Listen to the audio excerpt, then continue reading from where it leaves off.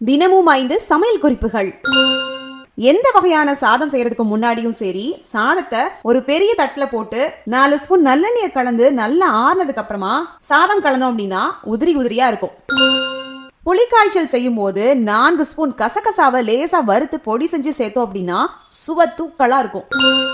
எலுமிச்சை சாதம் தாளிக்கும் போது ஒரு கொடமிளகாய மெல்லிசா நீல நீளமா அரிஞ்சு ஒரு 2 நிமிஷம் வதக்கி அதுக்கப்புறமா சாதத்தை கலக்கலாம். எக்ஸ்ட்ரா ஒரு பொடி துருவிய கேரட்டையும் சேர்த்துக்கிட்டீங்க அப்படின்னா ஐயோ எலுமிச்சை சாதமா அப்படின்னு நினைக்கிறவங்க கூட ஓ சூப்பரா இருக்கு எலுமிச்சை சாதம் அப்படின்னு விரும்பி சாப்பிடுவாங்க. பொதுவா தூரம்பருப்பை நம்ம வேக வைக்கும் போது ஒரு பிடி கொஞ்சமா புல்லையும் போட்டு வேக வைங்க, உடம்புக்கு ரொம்பவே நல்லது. புதினா சட்னி அரைக்கும் போது ஒரு பிடி வேர்க்கடலையும் சேர்த்து அரைச்சோம் அப்படின்னா ருசியும் கூடும், சத்தாவும் இருக்கும். ஃப்ரெண்ட்ஸ், இதே போல சமையல் குறிப்புகள் இன்னும் விவரமா தெரிஞ்சுக்கணும் அப்படின்னா மறக்காம நம்முடைய சேனலை சப்ஸ்கிரைப் பண்ணிக்கோங்க. அப்படியே பக்கத்துல இருக்கக்கூடிய பெல் ஐக்கானையும் கிளிக் பண்ணிடுங்க.